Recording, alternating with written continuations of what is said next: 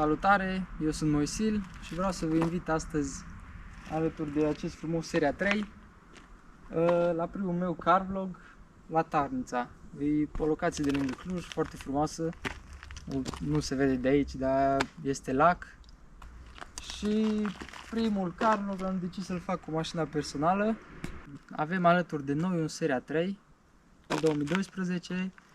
Nu uitați, dacă vă interesează să vedeți mai multe clipuri cu mașina sau să vă arăt să vă prezint ce s-a mai schimbat pe la aia, ce a fost schimbat, jante, capotă, praguri, tot felul, scrieți-mi în secțiunea de comentarii și o să fac un video separat pentru treaba asta, în care vă prezint pe detaliu exact ce am schimbat la mașină.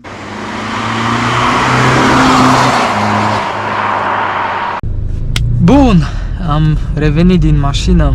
Stăm aici în coloană, se lucrează pe un drum de lângă Cluj.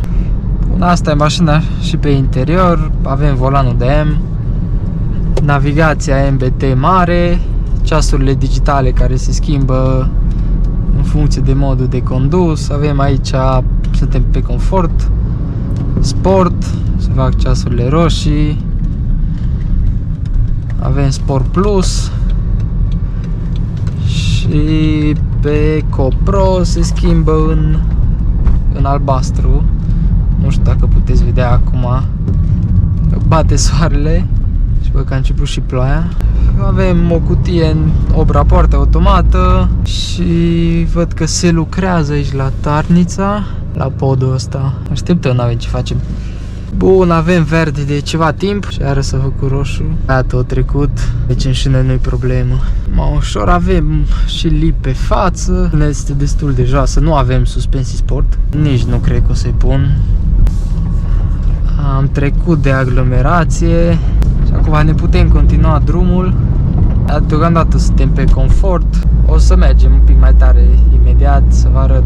Stă destul de bine în curbe mașina, adică pentru suspensii stock chiar stă destul de bine. Avem niște jante pe 19, 255 pe 35 pe 19 pe spate și 235 40 pe 19 pe față. Deci nu știu, mi se pare superb peisajul cu lacul, oameni cu caiacul pe lac, cu hidrobiciclete, chiar de poveste. Haideți că era să facem o nefăcută, un dubițar, o tăiat o curbă, era să intre noi. Da, se mai întâmplă, astea-s drumurile, nu-i nici marcat, un pic cam nasol. Bun, hai să trecem un pic mașina pe sport, să vedem cam cum se prezintă manual, treapta a patra și mergem.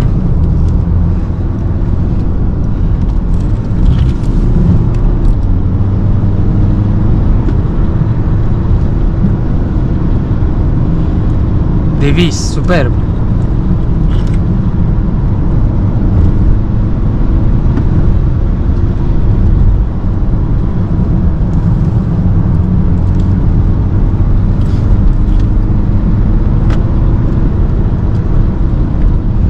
Deci vin niște curbe mai mari.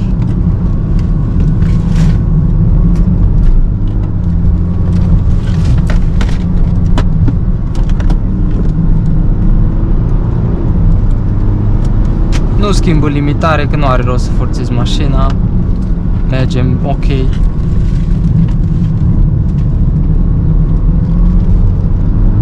Foarte bine, foarte bine. Cauciucurile super, super, chiar super. Treaptă inferioară și lăsăm. Tot așa. Nu vine nimic, ne uităm, accelerăm. Din nou. Simți cum vrea să plece mașina, dar nu o lăsăm. Suntem și la urcare un pic. Inferioară. Aici suntem pe baraj. Inferioară. Ușor o ținem, accelerăm. Suntem atenți să nu fie gropi.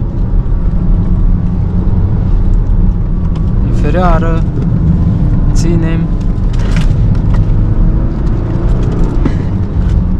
Opa, opa.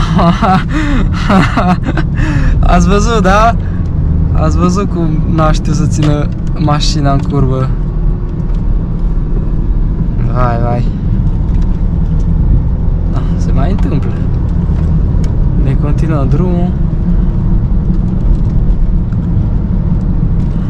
Ferioară, încă una.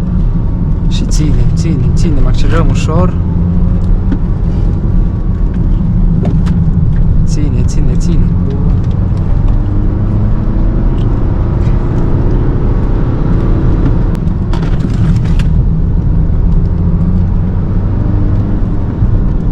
Aici sunt muncitori.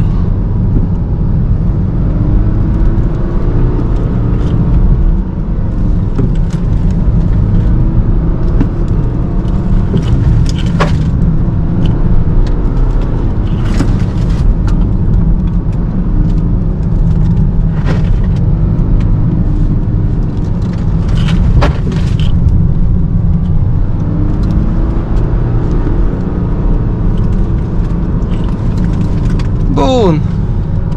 Și cam așa stă mașina și pe curbe, nu știu, mi se pare destul de impresionant. Nu știu cum se vede pe cameră, n-am mai încercat până acum să filmez. Dar sper că vă place. Dacă vreți să mai facem videouri de genul, lăsați în comentarii. Și vă mai duc prin locuri tot așa cu curbe, cu peisaje. Bun, haideți să ne punem în mișcare.